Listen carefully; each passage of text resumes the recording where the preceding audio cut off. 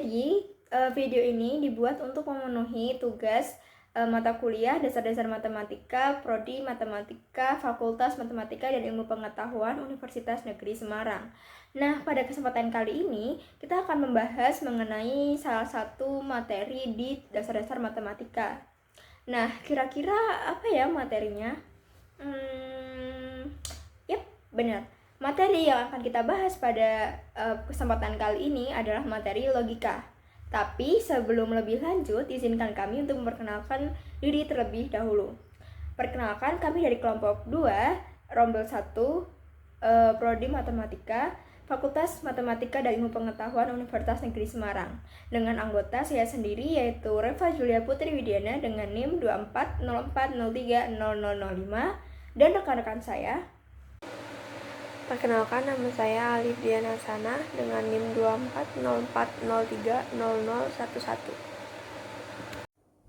Perkenalkan, nama saya Junita Elizabeth Ritonga dengan NIM 2404030015. Perkenalkan, nama saya Yosi Marta Nadiak dengan NIM 2404030025. Nah, baik.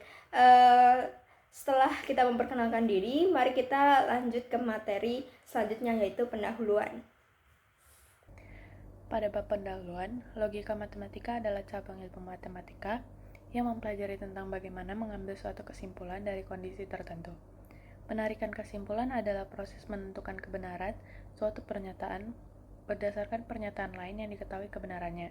Penarikan kesimpulan bisa dilakukan dengan menggunakan aturan-aturan logika yang telah disepakati. Jenis-jenis penarikan kesimpulan yang sering digunakan dalam logika matematika adalah silogisme, modus ponens, dan modus tollens.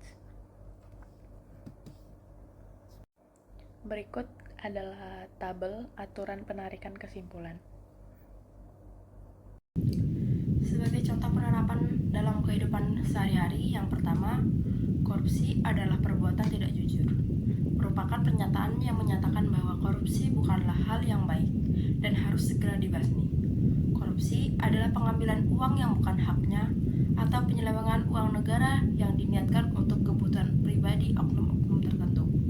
Tindakan korupsi mayoritas dilakukan oleh pejabat negara yang mempunyai hak dan kewenangan khusus kepada negara dan mempunyai kewajiban untuk mengabdi kepada masyarakat. Tetapi banyak pejabat yang menyalahgunakan kewenangan tersebut untuk memperoleh keuntungan dari pekerjaan mereka. Berdasarkan isu tersebut, kita dapat tarik sebuah argumen bahwa semua koruptor tidak jujur. Ada beberapa koruptor yang merupakan pejabat, oleh karena itu ada beberapa pejabat yang tidak jujur. Apakah argumen tersebut benar? Untuk menunjukkan bahwa argumen tersebut benar-benar, maka kita bisa selesaikan permasalahan tersebut menggunakan aturan-aturan penarikan kesimpulan. Dari argumen tadi, kita bisa ambil penyelesaian bahwa semua koruptor tidak jujur. Ada koruptor yang pejabat, oleh karena itu ada pejabat yang tidak jujur. Kita misalkan, KX merupakan koruptor, JX merupakan jujur, PX merupakan pejabat. Kita buat rumusannya menjadi untuk setiap X, KX, maka lingkaran JX. Yang ada itu untuk semua koruptor tidak jujur. Bagian ada koruptor yang pejabat, kita buat menjadi untuk ada X, KX, dan PX yang memiliki hasil. Oleh karena itu ada pejabat yang tidak jujur menjadi ada X, PX, dan lingkaran JX.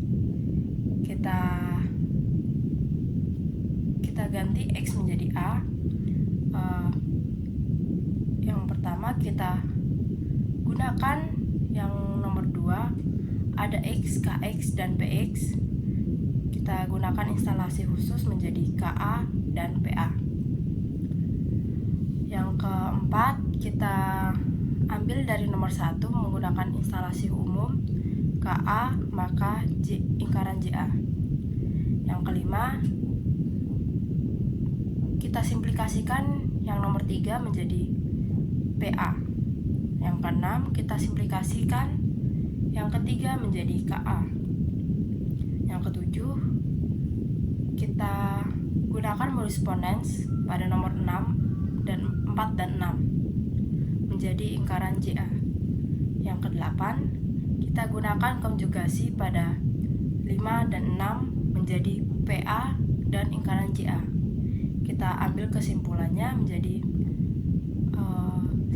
ada X, PX, dan lingkaran JX. Kita generasi khusus dari yang nomor 8. Maka argumen bernilai benar. Penerapan dalam kehidupan sehari-hari selanjutnya adalah menurut Undang-Undang Republik Indonesia Nomor 28 Tahun 1999 Pasal 1 Angka 3, korupsi adalah tindak pidana sebagaimana dimaksud dalam ketentuan peraturan perundang-undangan yang mengatur tentang tindak pidana korupsi. Korupsi adalah tindakan melanggar hukum serta menyimpang dari norma dan moral.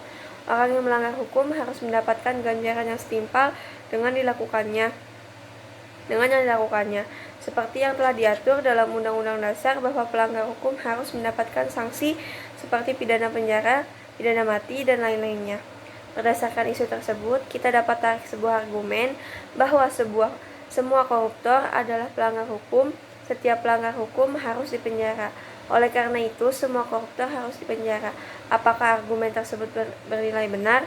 Untuk menunjukkan bahwa argumen tersebut bernilai benar, maka kita bisa selesaikan permasalahan tersebut dengan menggunakan aturan-aturan penarikan kesimpulan. Dan ini adalah argumen dari isu tersebut.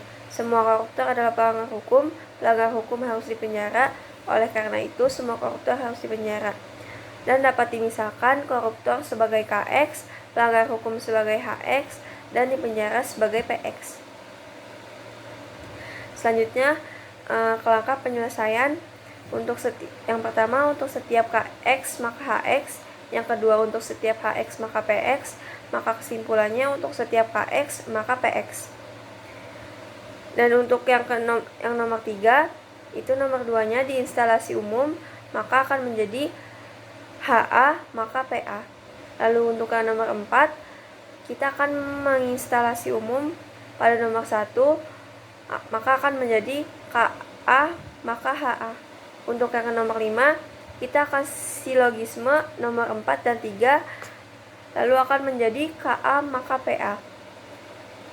Dan yang selanjutnya untuk yang nomor 6, itu kita akan menggenerasi umum nomor 5, maka untuk setiap KX maka PX. Maka argumen tersebut bernilai benar karena untuk hasil akhirnya sama dengan kesimpulannya. Nah, baik, sebelumnya telah dijelaskan tentang penerapan logika dalam kehidupan sehari-hari. Teman-teman, ternyata penerapan logika ini bisa diterapkan dalam soal penalaran logis, yang dimana soal-soal penalaran logis biasanya kita jumpai di UTBK, di TPA, atau ujian kedinasan. Nah, di sini kami sudah memiliki salah satu soal yang kami ambil dari internet, yaitu soal TPA. Jika Ratna pergi ke Candi Prambanan, maka ia juga pergi ke Keraton Yogyakarta. Jika Ratna pergi ke Keraton Yogyakarta, maka Kiki pergi ke Candi Borobudur. Kiki pergi ke Malioboro. Lalu kesimpulannya, nah, di sini kita misalkan ya teman-teman, P itu adalah Ratna pergi ke Candi Prambanan. Q, Ratna pergi ke Keraton Yogyakarta. Dan R, Kiki pergi ke Candi Borobudur. Sehingga kita bisa tulis nomor 1, jika P maka Q. Jika Ratna pergi ke Candi Prambanan, maka Ratna pergi ke Keraton Yogyakarta. Ini adalah premis 1. Yang kedua, jika Q maka R. Jika Ratna pergi ke Keraton Yogyakarta, maka Kiki pergi ke Candi Borobudur. Ini adalah premis 2. Yang ketiga, ingkaran R. Berarti Kiki tidak pergi ke Candi Borobudur, melainkan Kiki pergi ke Malioboro. Nah, nomor 4, jika P maka R. Didapat dari mana? Dari nomor 1 dan 2 silogisme, di mana terdapat P. Jika P maka Q, jika Q maka R, maka kesimpulannya jika P maka R. Kita bisa lihat di nomor 4. Selanjutnya nomor 5, kita dapat ingkaran P. Dari mana? dari nomor 4 dan 3 modus Tholen, di mana terdapat jika P maka R, terdapat ingkaran R, maka kesimpulannya ingkaran P. Jadi kita peroleh kesimpulan bahwa Ratna tidak pergi ke Candi Prambanan. Seperti itu. Mudah dipahami bukan? Karena soal logika pemahaman yang diperlukan itu cukup mudah teman-teman. Nah, bagaimana nih pembahasan soal-soal dari video-video sebelumnya? Sepertinya penerapan logika dalam kehidupan sehari-hari sangat lekat ya dengan kita. Oleh karena itu, kita sangat penting mempelajari suatu materi logika agar argumen yang kita keluarkan atau kita bisa menilai suatu argumen itu sah atau tidak. Maka oleh karena itu, sampai jumpa lain waktu teman-teman.